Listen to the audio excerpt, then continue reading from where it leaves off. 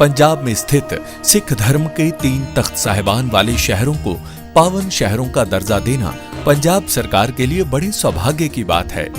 ये शहर है श्री अमृतसर साहिब, श्री आनंदपुर साहिब और तलवंडी साबो। ਇਹ ਤਿੰਨੋਂ ਤਖਤਾਂ ਦੇ ਸ਼ਹਿਰਾਂ ਨੂੰ ਪੰਜਾਬ ਦੇ ਅਧਿਕਾਰਤ ਪਵਿੱਤਰ ਸ਼ਹਿਰ ਵਜੋਂ ਐਲਾਨ ਕਰਨ ਦਾ ਫੈਸਲਾ ਕਰਦਾ ਹੈ। कांग्रेस में सचिन पायलट की ताकत बढ़ी तो कांग्रेस अशोक गहलोत को किनारे कर रही है। कांग्रेस ने सचिन पायलट को केरल का प्रभार दिया।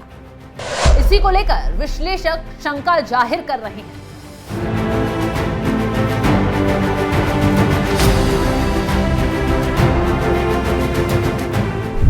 नमस्कार, मैं आपके साथ शबनम। इस साल देश के 5 राज्यों में चुनाव होने वाले हैं, लेकिन इनमें से 3 राज्य बीजेपी और कांग्रेस के लिए काफी महत्वपूर्ण है।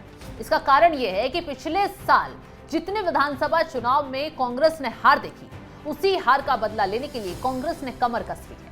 इसके साथ ही साथ कांग्रेस अपने नेताओं को भी तोल रही है। इसी कड़ी में केरल में विधानसभा चुनाव से पहले कांग्रेस ने सचिन पायलट को केरल विधानसभा चुनाव का सीनियर ऑब्जर्वर बनाया है। इसी नियुक्ति को लेकर राजस्थान की राजनीति में अशोक गहलोत और सचिन पायलट की रस्साकशी के बीच तोलकर देखा जा रहा है। इसी को लेकर विश्लेषक कह रहे हैं कि ये सिर्फ एक नियुक्ति नहीं है, ये कांग्रेस के भीतर बदलती प्राथमिकताओं, बदलते भरोसे और बदले नेतृत्व का ऐलान है। केरल में कांग्रेस के हालात किसी से छिपे नहीं है। 2016 और 2021 दोनों चुनावों में करारी हार मिली थी। केरल लेफ्ट का मजबूत किला भी है। बीजेपी की नाम मात्र की एंट्री है, यूडीएफ के भीतर गुटबाजी। ऐसे में कांग्रेस जानती है कि अगर 2026 में भी केरल हाथ से गया तो दक्षिण पार्टी में पार्टी की साख को गहरी चोट लगेगी। यही वजह है कि इस बार साधारण ऑब्जर्वर नहीं बल्कि सीनियर ऑब्जर्वर भेजा गया है, और वो भी कोई और नहीं बल्कि सचिन पायलट। सवाल उठता है, क्या सचिन पायलट सिर्फ केरल के लिए चुने गए हैं या फिर यह फैसला राजस्थान से लेकर दिल्ली तक गूंज पैदा करने वाला है?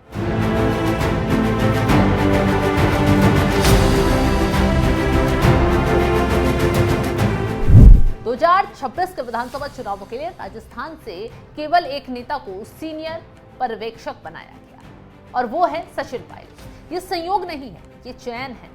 चयन हमेशा संदेश देता है। कांग्रेस के भीतर एक तुलना अब खुलकर होने लगी है। अब वहीं कांग्रेस केरल जैसे कठिन राज्य के लिए अशोक गहलोत नहीं, सचिन पायलट पर भरोसा कर रही है। जानकारों का कहना है, दिल्ली और दौसा के बीच पिघलती बर्फ सचिन पायलट और कांग्रेस नेतृत्व के रिश्ते 2020 के विद्रोह के बाद लगभग टूट चुके थे। डिप्टी सीएम का पद गया, पार्टी में हाशिए पर डाल दिए गए। लेकिन राजनीति में स्थायी दुश्मनी नहीं होती, सिर्फ स्थायी जरूरतें होती हैं। पिछले 1 साल में दोनों तरफ से पहल हुई। सचिन पायलट का नरम रुख, अशोक गहलोत से सार्वजनिक मुलाकात, पार्टी लाइन में वापसी और अब केरल जैसी बड़ी जिम्मेदारी। कहा जा रहा है कि दौसा की वाणगंगा में फिर से उम्मीदों की लहरें उठ रही हैं। इस कहानी का एक अहम किरदार है प्रियंका गांधी। प्रियंका गांधी आज केरल के वायनाड से सांसद हैं। केरल की हार या जीत सीधे सीधे उनकी राजनीतिक साख से जुड़ी हुई है, और कांग्रेस के गलियारों में ये बात किसी से छिपी भी नहीं है कि सचिन पायलट प्रियंका गांधी के काफी करीबी माने जाते हैं। ऐसे में केरल में सचिन की भूमिका सिर्फ संगठनात्मक नहीं बल्कि राजनीतिक और प्रतीकात्मक है। सचिन पायलट का 2020 का विद्रोह आज भी उनके राजनीतिक जीवन का सबसे बड़ा दाग माना जाता है, लेकिन कांग्रेस शायद अब इसे दाग नहीं बल्कि एक सीख की तरह देख रही है, क्योंकि सचिन ने भी समझ लिया है टकराव से सत्ता नहीं मिलती, रणनीति से मिलती है। अब वे नए रोल के लिए तैयार है, बड़े मंच के लिए तैयार है, जिसका अब उसका असर भी दिखने लगा है। केरल में सचिन पायलट के साथ कन्हैया कुमार को बड़ी जिम्मेदारी दी गई है। ये साफ संकेत है कि कांग्रेस अब युवा, आक्रामक और वैचारिक नेताओं पर दाव लगा रही है। आखिर सवाल ये नहीं है कि सचिन पायलट केरल जीत पाएंगे या नहीं, सवाल ये है कि क्या केरल से शुरू होकर सचिन पायलट की ये यात्रा राजस्थान की सत्ता तक पहुंचेगी। क्या कांग्रेस वाकई अशोक गहलोत से आगे बढ़कर सचिन पायलट के दौर की तैयारी कर रही है?